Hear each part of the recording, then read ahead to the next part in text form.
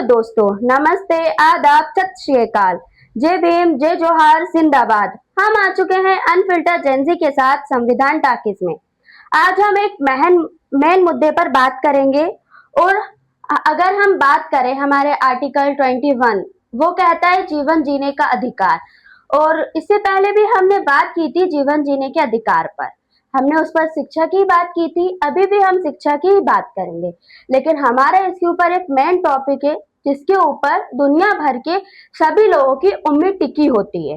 तो हम उसके बारे में शिवा जी से जानने की कोशिश करेंगे कि अभी जो करंटली में जो न्यूज चल रही है कि नीट का पेपर लीक हुआ है। तो नीट के पेपर लीक होने पर उनका क्या विचार है, वो संविधान के किस ढांचे में देखते हैं, और इसके नीट का पेपर लीक होने की वजह से बच्चे की मेंटली और फिजिकली हेल्थ पर क्या असर पड़ा है। और अभी सुनने में आ रहा है कि काफी बच्चों ने आत्महत्या भी कर ली है। तो उन्होंने आत्महत्या का कदम क्यों उठाया, उनको ऐसा दिमाग में क्या आया था, क्या उन्हें मेंटली स्ट्रेस था, या उनको नीट का पेपर नहीं देना था, उनकी फैमिली वालों की वजह से उन्होंने नीट का चुना। तो हम इन सारे मुद्दों पर आज बात करने वाले हैं शिवाजी से। वो हमें सारी बातें बताएंगे और हम चाहेंगे कि वो हमसे इस तरह से बात करें कि बच्चे इसको लेकर पॉजिटिव सोचे और उनको सोचने का मौका मिले। तो हम शुरू करते हैं शिवाजी से। नमस्ते, मेरा नाम शिवा है। जय भीम। मैं सोशल साइंस पढ़ाता हूँ स्कूल में। और जो आपने बात करी कि नीट स्कैम की और उस पर क्या असर पड़ा बच्चों पर फिजिकली मेंटली, तो सबसे पहली बात तो ये है कि सबसे बेसिक से फंडामेंटल बात करें तो गवर्नमेंट का कोई मंशा नहीं है। वो चाहती ही नहीं है कि बच्चे आगे बढ़ पाए, उनका एक करियर बन पाए। एजुकेशन पे उनका कुछ फोकस नहीं है। नहीं तो कैसे, जब उनका चुनाव होना होता है तो उनके इलेक्शन होते हैं, चुनाव होते हैं तो आसानी से हो जाते हैं, टाइम पर रिजल्ट आ जाता है। हर 5 साल में इलेक्शन हो जाते हैं। अगर बाई इलेक्शन होना है तो वो 6 मंथ में हो जाते हैं। बट ऐसा कैसे हो रहा है कि जो बच्चों का एग्जाम है वो लीक हो जा रहा है? ये कैसे पॉसिबल है? मतलब कि जो ऊपर सिस्टम है उसमें कुछ ऐसे लोग बैठे हैं जो चाहते ही नहीं है कि बच्चे जो हैं क्वालिफाई करें, उनका एक करियर बने, वो अपनी लाइफ में पैसे से या फिर जिस भी रीजन से वो एग्जाम निकालना चाहते हैं उसमें वो खुश रहें। सरकार का ऐसी कोई मंशा नहीं है। तो आपको क्या लगता है, क्या सरकार छात्रों की मानसिक सहायता कर पा रही है? बिल्कुल नहीं कर पा रही है। पहली बात तो ऐसे काफी बच्चे जिनके पास फॉर्म भरने के पैसे नहीं है। अगर आप फॉर्म भरने के पैसे नहीं, मतलब इतना ज्यादा गरीबी है कि भाई उसको एक होप मिल जाती है कि जैसे भी मैं स्ट्रगल करके, मेरे घर वाले स्ट्रगल करके, और हम लोग पूरी फैमिली का जो मेहनत है उसके बाद हम लोग पेपर निकाल लें, तो उसके बाद भी क्या हो रहा है? स्कैम हो रहा है। उसकी वजह से तो और डिप्रेशन में वो जाएगा ही, क्योंकि उसकी पूरी होप है, होप टूट जाती है जैसे ये स्कैम होता है। पूरी उसकी जो होप है उसके उसकी और उसके घर वालों की, वो बिल्कुल धराशायी हो जाती है। आप परीक्षा प्रणाली को सुरक्षित बनाना, क्या सरकार ऐसा कर पा रही है? बिल्कुल बिल्कुल फेल है वो उसमें, क्यों बिल्कुल नहीं कर पा रही है। क्योंकि ऐसा ही नहीं कि नीट जो एग्जाम है वो उसका स्कैम हुआ, उसका पेपर लीक हुआ, सारी जॉब्स में ऐसा हो गया है। इवन एफटीआई का पेपर जिसमें आपको एक्टिंग सीखनी होती है उसका पेपर तक लीक हो जाता है। एमपी कांस्टेबल देख लो, बिहार में देख लो, यूपी में देख लो, राजस्थान में देख लो, गुजरात में देख लो, ऐसा कोई भी स्टेट नहीं बचा है जहां पे पेपर लीक ना हुआ हो। तो पेपर लीक होने की मेन वजह क्या है, पेपर क्यों लीक हो जाता है? देखिए, अभी हमने रिसेंट देखा कि जो बिहार के एजुकेशन मिनिस्टर हैं वो कहाँ जा रहे हैं? एक बाबा के पास जा रहे हैं, अपने आप को झड़वा रहे हैं। तो आप इससे समझ लीजिए, एजुकेशन मिनिस्टर, कभी आपको लगता है एजुकेशन मिनिस्टर एजुकेशन पे काम करता होगा? वो केवल गवर्नमेंट की चापलूसी कर रहा है और उस उन्हीं की बड़ाई करने में लगा है, उन्हीं का प्रचार करने में लगा है। उनका एक ट्वीट आप देख लेंगे तो उनका उनको लगता ही नहीं कि एजुकेशन पे बात कर पाएंगे ये लोग। कई बार तो मैंने देखा कि वो कुछ पढ़ रहे हैं तो पढ़ नहीं पा रहे हैं, शिक्षा मंत्री होकर वो ढंग से रीड नहीं कर पा रहे हैं। तो कैसे उनका फोकस रहेगा कि भाई एग्जाम लीक ना हो, पेपर लीक ना हो, या फिर इसको सही भी कर पाए? उनका कुछ ऐसा सोचना ही नहीं है। उनका कुछ भी बिल्कुल, मुझे लगता है कि जो कांग्रेस के समय पे बहुत ज्यादा स्लो चल रहा था हमारा देश, अब तो वो भी नहीं चल रहा, पीछे जा रहा है। कहाँ की बात उठा लाते हैं? नेहरू की बात उठा लाते हैं, या उससे पहले की बात करते हैं कि ये अवतार था, आगे बोलते हैं ये अवतार आएगा वो हमें बचा लेगा। क्या चल रहा है? पूरा अंधविश्वास में देश को लेके जा रहे हैं। ना कोई एक पॉइंट की बात करते हैं, ना साइंटिफिक बात करते हैं, जबकि हमारा संविधान तो साइंटिफिक है और वो ये भी है कि आपको साइंटिफिक जो टेम्पर है उसको बढ़ाना चाहिए, ऐसा कुछ भी हमें देखने को नहीं मिलता है। तो कैसे फिर ये एग्जाम रुकेंगे? तो फिर बहुत बात की बात हो गई। पहले तो थॉट आता ना दिमाग में कि हमें एजुकेशन में कुछ अच्छा करना है, जीएसटी आप इतना ले रहे हो, फीस आप इतनी बढ़ाते जा रहे हो, तो इसी से बच्चे क्या है कि भाई प्रेशर में रहते हैं कि हाँ भाई हमारे माँ बाप इतनी मुश्किल से पढ़ा रहे हैं, तो उनको और प्रेशर रहता है। फिर ये एग्जाम लीक होता है तो फिर सुसाइड भी करते हैं वो। तो अभी जिन लोगों ने सुसाइड की नीट के एग्जाम को लेकर, तो आप उसके बारे में क्या कहना चाहते हैं? देखिए, सुसाइड उनने की है, उसके पहले भी हम अगर देखें उनके प्रिपरेशन के दौरान, तो उन्हें कोई सपोर्ट नहीं मिला है। उन्हें बस ये मिला है घर से कि भाई तुम्हें एग्ज़ाम निकालना है, एक हैसियत, एक स्टेटस हमें दिलाना है। स्टेटस मेंटेन रखना। स्टेटस मेंटेन रखना है कि भाई तुम कर लोगे, लोग हमारे रिलेटिव्स कहेंगे, उनके पेरेंट्स कहते हैं बच्चों के हम्म। कि सारे रिलेटिव्स में तुम्हारा नाम हो जाएगा, है ना? और फिर बाद में दहेज वगैरह की बात भी बोलते हैं, अच्छा दहेज मिल जाएगा अगर लड़का है तो। तो ये सारी चीज़ें हैं। कुछ भी ऐसा नहीं है कि पॉजिटिव इसमें दिख रहा है, मुझे तो कुछ भी पॉजिटिव नहीं दिखता है। तो आपको इन सारी चीज़ों में अभी नेगेटिव ही दिख रहा है कि सारी जगह पर जो है वो प्रॉब्लम्स ही आती हैं, प्रॉब्लम्स ही हैं। और फैमिली की तरफ से भी और हम्म। बाहर से भी। तो एनटीए जो चलता है, मतलब एनटीए में आप क्या कहना, मतलब क्या सुधार चाहते हैं कि जो हम्म। एनटीए है उसके अंदर आप ऐसा सुधार क्या चाहते हैं जिससे जो पेपर लीक जो हो जाते हैं, या जो मतलब शिक्षा को लेकर भी जो गड़बड़ियाँ आती हैं, तो उसमें हम ऐसी कौन से सुधार चाहते हैं जिससे ये सारी चीज़ें ना हो और बच्चे पे प्रेशर ना पड़े? देखिए, इलेक्शन होता है, हाँ। इलेक्शन होता है तो वहाँ पे जब वोट डलते हैं जिस दिन, तो सिक्योरिटी बहुत हाई रहती है। हुँ। तो ऐसा एग्ज़ाम में क्यों नहीं हो रहा है? किसी भी सेंटर पे अ, ऐसी निगरानी रखने वाले लोग हों, पुलिस हो, चाहे फिर अंदर ऑफ़िस में ऐसे लोग हों जो देख पाएँ कि कुछ गड़बड़ी ना हो, और सज़ा का जो प्रावधान है, कोई भी आप देखो कि जो स्कैम करता है, उसका उसके साथ क्या होता है, छूट जाता है। ना ज़्यादा बड़ी सज़ा होती है कि भाई उम्र कैद हो गई, क्योंकि आप इतने बच्चों के आपकी वजह से अगर सुसाइड कर रहे हैं, तो आपने हत्या की है। तो ना उनका उनका पूरा जीवन उनका ऐसा नहीं है कि भाई पूरे हमेशा के लिए जेल में डाल दें, ऐसा कुछ नहीं है। 2-3 साल की सज़ा होती है, वो भी छूट जाते हैं पैसे देके। और जो टॉप के लीडर्स हैं, वो कभी नहीं फँसते हैं, जो करवाते हैं। जो छोटे-मोटे लीडर्स होते हैं, छोटे कार्यकर्ता होते हैं, कोई टीचर हो गया, तो ऐसे लोग फँस जाते हैं। बड़े लोगों का नाम आता ही नहीं, और जब बड़े लोगों का नाम नहीं आएगा तो फिर जड़ से कैसे, रूट से कैसे हम उसको सही करेंगे? जैसे कि आपने सिक्योरिटी की बात की, तो नीट के एग्ज़ाम में तो मैंने देखा है कि वहाँ पे तो बहुत ज़्यादा ही मतलब कहते हैं कि बहुत ज़्यादा फ़ोकस जो करते हैं। इस बार के नीट के मतलब मैं मेरी साथी के साथ गई थी, तो मैंने वहाँ देखा था बहुत ज़्यादा स्ट्रिक्ट चेकिंग हो रही थी, सारी चीज़ें हो रही थी। उसके बाद भी पेपर लीक हो गया। तो चेकिंग तो बच्चों की है ना, सिस्टम की चेकिंग कहाँ है? आप अगर मेरे शर्ट में अगर एक मेटल भी लगा हो, हुँ। तो उसे भी निकलवा लेंगे, बेल्ट निकलवा लेंगे, आपके शूज़ निकलवा लेंगे, सॉक्स निकलवा लेंगे। बट जो गवर्नमेंट में सरकार में जो लोग बैठे हैं, उनको कौन चेक करेगा? उसका तो कोई ऐसा प्रावधान नहीं है, कोई रूल नहीं है इसका। तो ये क्या चल रहा है? बच्चों को इतना परेशान करते हैं। मैंने देखा है क्योंकि मैं सेंटर्स में मेरे कुछ फ्रेंड्स लोग नीट की प्रिपरेशन कर रहे थे, उनके साथ भी मैं गया था। तो इतना बेचारे बच्चे आए, दूर दूर से आते हैं, सेंटर एक तो दूर पड़ता है, पेरेंट्स उनके पूरे दिन भर बाहर बैठे रहते हैं, बच्चों को ऐसे चेक करते हैं जैसे कि वो अपराधी हैं, इस तरीके से चेक करते हैं। मुझे लगता नहीं है अगर कोई उसके कपड़ों में कोई मेटल लगा हो तो बहुत बड़ी बात कर दी उसने। आप नॉर्मल चेक करो, कोई माइक्रोफोन ना हो, ऐसा कुछ ना हो, बट आप तो इस तरीके से चेक कर रहे हो कि भाई वो कैदी वैदी है। और एक तरीके से सिस्टम के अंदर जो कंप्यूटर्स हैं, जो आप लैब में जाते हो, रूम में जाते हो, हॉल में जाते हो, वहाँ पे जो एग्जाम देते हो, वहाँ तो ऐसा कुछ देखने को मिलता नहीं है, वहाँ ऐसा कुछ नहीं।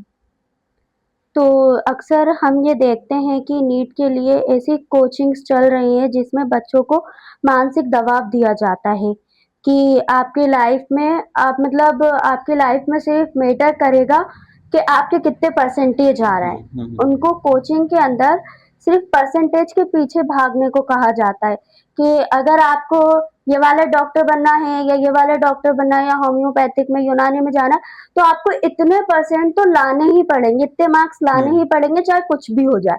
बच्चा उसके लिए तैयार हो ना हो, प्रेशर घर वालों का भी रहता है और कोचिंग का भी रहता है। हम्म। तो उस बीच हमें क्या करना चाहिए? देखिए, कोचिंग का ऐसा है कि मैं पढ़ाता हूँ तो मैं देखता भी हूँ कि काफ़ी इंस्टीट्यूशंस में ऐसा होता है कि भाई अगर मान लीजिए 100 का बैच, 100 स्टूडेंट्स का एक बैच है, तो अलग से मैनेजमेंट देख लेता है कि अच्छा ये बच्चा अच्छा पढ़ता है, 100 में से 10-11 बच्चे अच्छा पढ़ रहे हैं तो इन पे फोकस करते हैं। बाकी लोग से क्या करना है, सिर्फ फीस लेना है, उनको कोर्स करा कंप्लीट करा देना है। 10-11 लोग पे बहुत फोकस करेंगे, प्रेशर बनाएंगे कि यार तुम्हें और अच्छा करना है, ताकि क्योंकि प्रचार तो नहीं लोग का होगा, आगे जाके बैनर पे तो यही लोग रहेंगे, इनका चेहरा रहेगा उस पे, और पैसे कमाना है उससे, और प्रचार होता है कि भाई हमारी कोचिंग में टॉप कर दिया लोगों ने, स्टूडेंट्स ने। तो फोकस उनका इसी पे है कि भाई हमें पैसे छापने हैं, और कुछ स्टूडेंट को सिलेक्ट कर लेते हैं कि भाई इसी से हमारा स्कोर अच्छा हुआ, जो कोचिंग का जो मेरिट है वो इम्प्रूव होगी, बस इसके अलावा कुछ नहीं है। तो आपको क्या लगता है इस तरह की कोचिंग चलनी चाहिए या नहीं? क्योंकि 11th से लेके 12th का जो बेस रहता है, हम्म 11 12 के जो सारे सब्जेक्ट रहते हैं, hmm bio physics okay. Chemistry, school में मतलब वो सारी चीजें ही हमें नीट के एग्जाम के लिए वापस पढ़नी पड़ती हैं। तो स्कूलों में इतना ही क्यों नहीं पढ़ा दिया जाता कि बच्चा थोड़ा माइंड से फ्री हो जाए और वो नीट का एग्जाम आसानी से दे सके? अच्छा क्वेश्चन है ये। देखिए स्कूल में अभी जैसे जो चल रहे हैं हालात, केवल पास के लिए आपको होता है कि आप पास हो जाओ, कुछ ऐसा फोकस नहीं किया जाता। जो पढ़ने में बच्चे खुद से, उनके अंदर टैलेंट है, खुद को वो लोग, जो बच्चे चाहते हैं यार पढ़ना है वो पढ़ लेते हैं। कुछ बच्चे हर क्लास में ऐसे होते हैं जो टीचर ना भी पढ़ाएगा तो वो पढ़ लेगा, ऐसे स्टूडेंट्स तो कर लेते हैं। अब बाकी जो आपने पूछा कि यार जो 11th 12th की चीज़ें बाद में क्यों पढ़नी पड़ रही है, स्कूल में क्यों नहीं, तो सिस्टम मतलब वो स्कूल्स की सिस्टम की कमी है वो, कि इस तरीके से बच्चे क्यों नहीं हैं कि भाई जो बच्चा अगर वीक है तो उसके हम अलग से उस पर ध्यान दें कि इसको नहीं आ रहा। अब सब बच्चे एक साथ बैठे हैं, टॉपर्स भी बैठे हैं, उसमें ऐसे बच्चे भी हैं जो पढ़ने में अच्छे नहीं, एक साथ कैसे पढ़ा सकते हो आप उनको? एक ही लेक्चर है, एक ही घंटे के, अगर अगर मान लीजिए 1 घंटे का आपको एक चैप्टर पढ़ाना है 1 घंटे में, तो सारे बच्चे एक साथ ही बैठे हैं, तो कैसे पॉसिबल है? मेरे को तो लगता नहीं है, क्योंकि जो पढ़ने वाला है भाई वो तो पढ़ ही लेगा कैसे भी, पर बाकी लोगों को क्या? अब यही सारे बच्चे जब जाते हैं कंपटीशन एग्जाम के लिए, तो वहां पे क्या होता है, फिर से उनको पढ़ना पड़ता है। जबकि ये स्कूल की जिम्मेदारी कि अगर वो, क्योंकि एनसीईआरटी नीट में लग रही है, मान लीजिए नीट की हम्म बात करें, तो वही बुक्स का वही सिलेबस आना है नीट में भी, वही 11th 12th में, तो क्यों नहीं पढ़ पा रहे? फीस तो ले ही रहे हैं ना, हम्म स्कूल में फीस ले ही रहे हैं, तो क्या सिखा रहे हैं? क्योंकि उनका फोकस ये है कि भाई रटा दो, एग्जाम क्रैक हो जाएगा तो क्या होगा उससे, हमारे स्कूल का नाम होगा, बस ये रहता है। तो जैसे कि हम्म आपने कहा कि जो बच्चे वीक रहते हम्म हैं हम्म और जो बच्चे टॉपर्स रहते हैं, सब एक साथ बैठ के हम्म पढ़ते हैं, तो हमें ये देखना है कि उनकी पिछली क्लासेस ब्रेक क्यों हुई? हम्म क्या मतलब अक्सर हमने देखा है कि स्कूलों में ये होता है कि एनसीईआरटी की जो बुक रहती है वो कम से कम हम्म 1 से 2 महीने ही खुलवाते हैं और उसमें भी वो सिर्फ 1 से 2 चैप्टर करवाते हैं। उसके बाद वो बुक ले जाके रख देते हैं साइड में और अदर बुक्स ले आते हैं कि ये हम्म कर लो, ये कर लो। फिर लास्ट टाइम जब पेपर आ रहे होते हैं उससे 15 दिन से 1 महीने पहले आपको आईएमपी क्वेश्चंस दे देते हैं बिल्कुल। कि आप ये आईएमपी क्वेश्चंस है, आप इनको रीड करके या पढ़ के चले जाना, पेपर से 1 दिन पहले एक हम्म बार वो रिवाइज कर लेना और जो क्वेश्चन आए हम्म उसके आसपास लिख कर आ जाना। हम्म या अगर क्वेश्चन नहीं भी आ रहा है तो कुछ भी लिखाना, नंबर मिल जाएंगे, कॉपी भर के आ जाना। कॉपी भर के आ जाना। बिल्कुल। तो इसमें जो प्रॉब्लम्स आ रही है तो वो तो पिछले क्लासेस की वजह से आ रही हैं। तो फिर बिल्कुल बिल्कुल। पिछली क्लासेस की अगर वो ब्रेक रहेगा तो बच्चा कंपटीशन में तो जा नहीं पाएगा। तो हम ऐसे मतलब फिर हम सरकार से ऐसे कैसे कह सकते हैं कि आप कंपटीशन करवा रहे हो और आप पेपर लीक करवा रहे हो, बच्चों को मेंटली स्ट्रेस आ रहा है, लेकिन क्लासेस तो पहले की वीक हैं, तो उसको हम कैसे सुधार कर सकते हैं? देखिए इस पे क्या है कि हर बच्चे पे स्पेसिफिक फोकस करना पड़ेगा। अगर कोई स्टूडेंट्स को 9th का समझ नहीं आ रहा, मतलब पहले का, जैसा आपने बताया, उसको बैक उसका क्लियर नहीं है, पहले की क्लासेस में उसको जब 6th 7th नहीं पढ़ा उसने, तो 9th का समझ कैसे आएगा उसको? और टीचर ट्रीट भी ऐसे कर रहा है कि अरे तुम्हें समझ नहीं आ रहा, डांट दिया उसको, उसका कॉन्फिडेंस और लो कर दिया, जबकि बच्चे में कमी है ही नहीं। कहीं ना कहीं सिस्टम में और टीचर्स में कमी है कि भाई बच्चे को उस लेवल पे ला नहीं पा रहे हैं। और बात यह है कि मुझे लगता नहीं कोई बच्चा वीक है, बिल्कुल वीक नहीं है, वो किसी और चीज़ में अच्छा हो सकता है। हम्म तो कोई बच्चा वीक नहीं है, हम ये मानते हैं, ओके। और वो मेंटली फिजिकली भी रेडी है पढ़ाई के लिए, बट उसको परसेंटेज के हिसाब से आंक लिया जाता है बिल्कुल ट्रीट कि वैसे किया जाता है। आपके परसेंटेज अगर 35 या 47 आए तो हम आपको उसी तरह ट्रीट करेंगे जितने आपके परसेंटेज है। और हम जिसके 95 या 97% आए, हम उसको ज्यादा अच्छा ट्रीट करेंगे, हम उसको ज्यादा फैसिलिटी देंगे कि वो और आगे बढ़े। अभी हमारा सिस्टम इस तरह से काम कर रहा है। तो आपको क्या लगता है कि नीट का सिलेबस और प्रतियोगिता बहुत मतलब इतनी कठिन है कि बच्चे नीट नहीं मतलब अदर भी जो भी एग्जाम रहते हैं, हर एक चीज के लिए एग्जाम रहते हैं, तो क्या वो इतना सिलेबस इतना कठिन रहता है कि बच्चे सुसाइड कर लें? नहीं, बिल्कुल ऐसा नहीं है, कठिन तो नहीं रहता है। और मुझे लगता है कि हर बच्चे की अपनी काबिलियत होती है, उसमें काबिलियत होती है। ऐसा नहीं कि वो एग्ज़ाम नहीं निकल पाया तो वो फेल हो गया। जैसे अब ये बात वहीं से आती है, जैसे आपने आपको पूछा कि यार आईएमपी क्वेश्चन पढ़ लेते हैं स्कूल में, उसके अलावा क्या? तो मेरे पहले तो मैं उसका आंसर देना चाहता हूँ कि आईएमपी क्या होता है ये? मतलब कोई सा ज्ञान आईएमपी और कोई सा नहीं है, ये कैसे हो सकता है? मतलब मुझे लगता है कि हमें देखो, मैं भी टीचर हूँ तो मुझे भी करना पड़ता है ये कि यार आईएमपी क्वेश्चन दे दिए, ये पढ़ लो ऐसा। बट मुझे लगता है कि बच्चा जो है वो सारा पढ़े ना, उसको सीखना है। ये क्या होता है, आईएमपी क्या है? सीखने को तो आप कुछ भी पढ़ सकते हैं ना, और सिलेबस की बुक्स के अलावा भी कोई बुक सजेस्ट नहीं की जाती है, ये बात है। और आप रिपीट करेंगे अभी जो क्वेश्चन फिर से आपने पूछा था? मैंने आपसे पूछा था कि नीट हम्म का जो सिलेबस है या अदर जो सिलेबस होते हम्म हैं कि क्योंकि हर एक चीज के लिए हम कुछ भी चीज हासिल करें तो उसके लिए हमें एक एग्जाम देना पड़ता है, हम्म फिर हम उसकी फील्ड में आगे स्टडी कर पाते हैं। हम्म तो क्या वो सारी चीजें हमारे लिए कठिन है या बना दी गई हैं? कठिन तो बना दी गई हैं, इतनी कठिन होती नहीं है। क्योंकि अगर आप यूपीएससी का एग्जाम भी देते हैं तो उसमें आ तो एनसीईआरटी रही है, 6 से लेके 12 तक जो पढ़ना पड़ता है वही आ रहा है, थोड़ा ऐड होता है उसमें। बट 6 से लेके 12 तक की चीज़ें इतनी टफ कैसे? और इसका एक रीज़न ये भी कि वैकेंसी कम आना। वैकेंसी कम आते तो पेपर और टफ बनाया जाता है, अलग से क्वेश्चन निकाले जाते हैं, जो क्वेश्चन नहीं भी है वो भी ऐड किया जाता है उसमें। तो कोई बच्चा के लिए कोई एग्ज़ाम ऐसे टफ नहीं है, और इतना उसको बना बहुत बड़ा बना दिया जाता है कि यार वैकेंसी आएंगी और तुम एग्ज़ाम निकालना है, और पूरा एक मेंटली उस पर प्रेशर रहता है। आपसे एक जनरली क्वेश्चन है हम्म। कि जो क्वेश्चंस पेपर में जो क्वेश्चंस आते हैं उनसे हमारी लाइफ डिसाइड की जाती है, और अगर हम वो नहीं कर पाते हैं तो हमें समझ लिया जाता है कि इसने स्टडी अच्छे से नहीं की है। तो वो मानना सही है या गलत? क्योंकि जरूरी नहीं है कि जो क्वेश्चन पेपर में जो क्वेश्चंस आए वही हमारी लाइफ तय करेंगे। ऐसा हो सकता है कि जो क्वेश्चन पेपर में क्वेश्चन नहीं आए हमें वो आते हों। हाँ भी देखिए, ये तो बिल्कुल बात ठीक है। पहली बात तो ये जो क्वेश्चन बना रहा है उसकी लाइफ अच्छी है क्या? ये कैसे पता हमें? हम्म, जो क्वेश्चन बना रही जो टीम उनकी लाइफ अच्छी है क्या? उनने बोल दिया कि भाई ये क्वेश्चन दे रहे हैं आपको और आप क्या करो, हम डिसाइड करेंगे कि आप कैसे इंसान। ये बिल्कुल बेकार चीज़ है। मुझे लगता है जो फेलियर है, जो फेलियर मतलब एग्जाम में फेल हो रहा है, वो ऐसा थोड़ी ना कि लाइफ में फेल हो जाएगा, उसको बहुत सारी चीज़ें आती होंगी। मेरे स्टूडेंट्स ऐसे भी रहे हैं जिनने बोला कि सर ये प्रैक्टिकल जो फाइल है कंप्लीट नहीं हो पाई है। मैंने कहा यार तूने सुबह उठ के 5 बजे गिटार बजाया था, मैंने नंबर दिए हैं उसको। ऐसा स्कूल से खैर छुपा के नंबर देना पड़ते हैं, पर मैं करता हूँ कि भाई तू अपना काम कर रहा है ना, ठीक है, नहीं हो रहा तो उससे मत कर। ये है, ऐसा है। क्योंकि जरूरी नहीं है कि हर बच्चा स्टडी में ही निकले, अदर एक्टिविटीज भी है, स्पोर्ट्स है, सिंगिंग है, थिएटर है, बिल्कुल उसमें भी बच्चा निकल सकता है। बिल्कुल निकल सकता है। वो बच्चों के अंदर कॉन्फिडेंस तो डालो पहले। जैसे मैं पढ़ने में बिल्कुल अच्छा नहीं था स्कूल टाइम में, वो तो फर्स्ट ईयर के बाद से थोड़ा थोड़ा पढ़ना स्टार्ट किया तो सीख लिया कुछ। बट मुझे ऐसा लगता था यार कि बैकग्राउंड अच्छा नहीं है, फैमिली बैकग्राउंड अच्छा नहीं है, और मैं पढ़ता भी अच्छा नहीं हूँ, और कुछ इंटरेस्ट नहीं था मेरा पढ़ने में। मालूम था कि हाँ भाई घर की कंडीशन सुधारनी है तो पढ़ना पड़ेगा। बट टीचर्स डांट दे रही है कि यार तुम तो कुछ आता ही नहीं, तो मैं पढ़ता ही नहीं हूँ। और प्रेशर अलग कि यार तुम्हारी फैमिली वाले बैकग्राउंड ऐसा है तो तुम्हें पढ़ना चाहिए। यार क्या, ये क्या है? बैकग्राउंड कैसा भी, उसमें मेरी गलती तो नहीं है। आप मुझे सिखाओ, आप मुझे अगर सिलेबस का नहीं आ रहा तो कुछ ऐसा बताओ कि लाइफ में मैं अच्छा कर सकूं।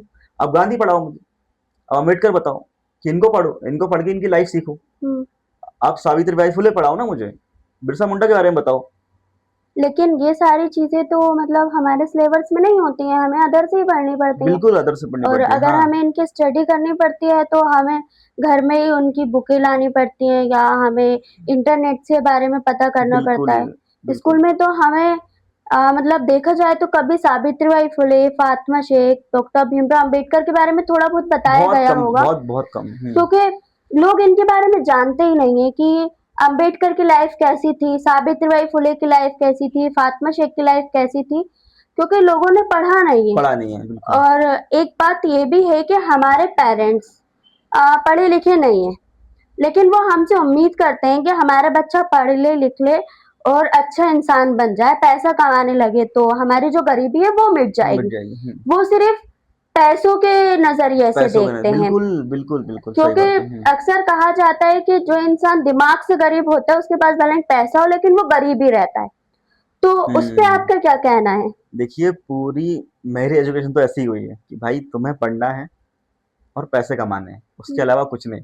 मेरी गवर्नमेंट जॉब नहीं लगी, मैंने प्रिपरेशन की, कम नंबर आए, सिलेक्शन नहीं हुआ। हाँ, ऐसा नहीं था कि आगे नहीं कर सकते थे, पर मैं खुद को घसीटना नहीं चाह रहा था, क्योंकि आपको पता ही है कि सरकारी सरकारी नौकरियों की हालत क्या है। तो मैंने जब छोड़ी तैयारी तो घर वालों को ऐसा लगा कि यार ये क्या कर दिया तुमने। मतलब उनका पूरा ये था कि हमने पैसा लगाया है तो पैसा आए। फिर घर वाले बोलते क्या है, आपसे बहुत प्यार करते हैं, हमारा बच्चा है बहुत अच्छा है, हम हमारा बहुत प्यारा बच्चा है। जबकि उनके माइंड में तो ये भी चल रहा है ना कि भाई वो तुम पैसा कमाओ, हमने लगाया है। तो सीधी बात यही चलता है, मोस्टली 95% या उससे ज़्यादा परसेंट होगा, यही सोच रहे हैं वो कि भाई बच्चा पैसा कमा के देगा इसलिए ही पढ़ा रहे हैं। सीधी बात है, अगर बोला जाए पेरेंट्स को कि बच्चे को पढ़ाना है और जॉब से कोई पैसा नहीं आएगा, तो कोई बहुत सारे पेरेंट्स ऐसे हैं जो कि ना पढ़ाएं बच्चों को, क्योंकि उनको यही मालूम है कि पैसा आता है, लाइफ सुधरती है, कार आती है, घर बनता है। अब तो वो भी खैर नहीं होता है, सरकार जैसा चाह रही है। तो आप पेरेंट्स से और सरकार से क्या कहना चाहेंगे कि बच्चे को फ्री छोड़ दें, बच्चे को जो लाइफ में करना है वो करने दें, क्योंकि एक डॉक्टर बनना ही अकेला मतलब दुनिया में सिर्फ एक ही एग्जाम नहीं है कि नीट का, हम्म। कि बच्चा नीट का पेपर दे दे और डॉक्टर बन जाए। और भी बहुत सारी चीजें हैं जो अदर लाइफ में आती हैं, वकील बनना, सीए का कोर्स करना और बहुत सारी चीजें हैं। तो आप ऐसे पेरेंट्स से क्या कहना चाहेंगे जो हर बात में कहते हैं कि डॉक्टर बन जाओ, डॉक्टर बन जाओ? तो आप ऐसे पेरेंट्स को क्या सलाह देना चाहेंगे? देखिए आजकल तो बहुत सारे बच्चे गेमर बन रहे हैं। हुँ, तो जो पेरेंट्स को कुछ पता भी नहीं है गेम के बारे में, उनने उसमें उनका करियर बना लिया। एक बच्चा है जिसको साइकिल चलाना अच्छा लगता है, अब वो साइकिलिस्ट बनना चाहता है, एथलीट बनना चाहता है। आप उसको मौके दो, ऐसा नहीं कि आपने उसको बांध दिया नहीं भाई तू यही करेगा, या स्कूल जा रहा है तो तेरे को पढ़ना ही है। स्कूल इसको इसलिए भेजना है ताकि वो एक अच्छा इंसान बन पाए। अच्छा इंसान बना है तो खुद के लिए भी कुछ कर लेगा, वो समाज के लिए भी कर देगा। मुझे बस ये लगता है पेरेंट्स को बिल्कुल ये नहीं सोचना चाहिए कि भाई बच्चा पढ़ाई करे और हम जो चाह रहे हैं वही करे।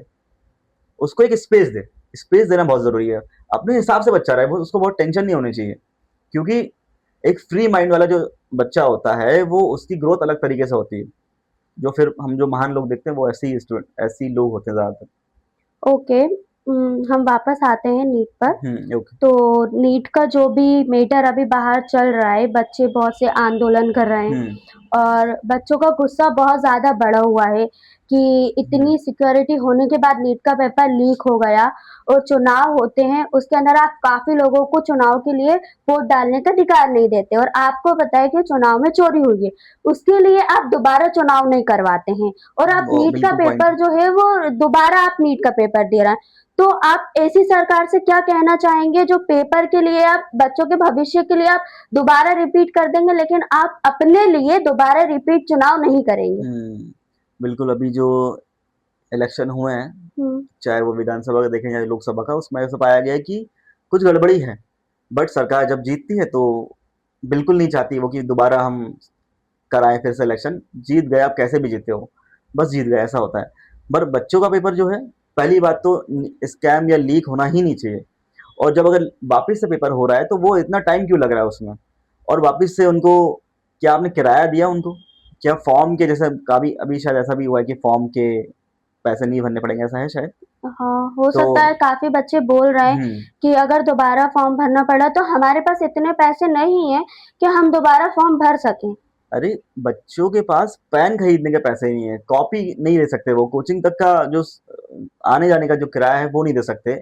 तो आप ये कितनी बड़ी बात होगी कि फिर से वो पेपर दे, फिर से जाके उसका पेपर दे। पहले या तो पेपर दोबारा होना ही नहीं चाहिए, और अगर लीक हुआ भी है तो उसको बच्चों के लिए बहुत फ्री रखना चाहिए, फ्रीली रखना चाहिए, ताकि वो उनका चाहे वो रेंट हो, अगर कोई अपने सेंटर तक जा रहा है तो वो पैसा हो, कोई दूसरी सिटी जा रहा है पेपर देने तो ट्रेन का टिकट उसको होना चाहिए, ठीक क्लास का होना चाहिए। और फिजिकली, मेंटली और मनी से भी उसको सपोर्ट करना चाहिए। अच्छा, तो मतलब आप ये कहना चाहते हैं कि अगर कहीं का बच्चा किसी चीज़ में मतलब जंग में उतर रहा है, मतलब फाइट में उतर रहा है वो अपनी लाइफ में, तो सरकार उसे मेंटली, फिज़िकली और साथ में वो ना आर्थिक भी उसका फाइनेंशियली सपोर्ट करे कि अगर बच्चे को कहीं जाना है, तो वो उसकी व्यवस्था करवाए खाने-पीने की और उसे फ्री माइंड छोड़े, बिल्कुल। जिससे बच्चा फ्री माइंड होके फ़ोकस करके हुँ, अपना एग्ज़ाम दे सके हुँ, और उसे खुद पर कॉन्फिडेंस रहे कि हाँ, मैंने ये एग्ज़ाम दिया है, हुँ, हुँ, तो मेरे इतने नंबर आ सकते हैं और मैं लाइफ में इससे अच्छा और बेस्ट कर सकता हूँ। बिल्कुल, बिल्कुल। तो आपका बहुत-बहुत शुक्रिया, हुँ, आपने इस तरह से हमारे सामने बात की। Thank you. बस आपसे एक लास्ट सवाल है ओके, कि जो बच्चे अभी भी नीट को लेकर जो थोड़े टेंशन में हैं, वो दोबारा तैयारी करने बैठे हैं, लेकिन उनका मेंटली स्ट्रेस बहुत ज़्यादा है, तो उनका दिमाग पढ़ाई में नहीं लग रहा है। तो हुँ। आप उनसे क्या कहना चाहेंगे? देखिए, अब सिचुएशन में सरकार ने डाल दिया है, तो फिलहाल तो अगर आपका मन है कि यार पेपर देना है, तो फिर उस पे फ़ोकस किया जाए कि हाँ भाई, शांत करके अपने को कैसे भी सँभाल के फ़ोकस किया जाए कि हाँ भाई, थोड़ा प्रयास और करते हैं।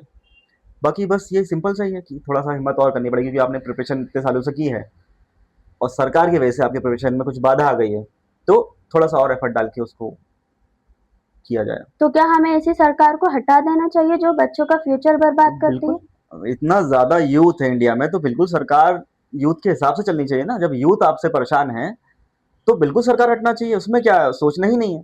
हमें ये थोड़ी सोचना कि यार हमारे लिए मंदिर बना रहे हैं, मंदिर तो हमारे घर में भी है ना। हम तो पूजा अपने घर में कर रहे थे, आपसे पहले भी। आप सरकार में नहीं थे तब भी हम अपने घर में पूजा कर रहे थे और हम बाद में भी करेंगे। आपका रोल ये थोड़ी ना कि आप मंदिर बनवाओगे। ये क्या चल रहा है? मंत्री को देख लो, मंत्री बाबा के पास जा रहे हैं, बाबा की आरती उतार रहे हैं, दिल्ली की सीएम आरती उतार रही है बाबा लोग की। ये क्या है? जाहिल की आप बाबा, जाहिल की आप आरती उतार रहे हो।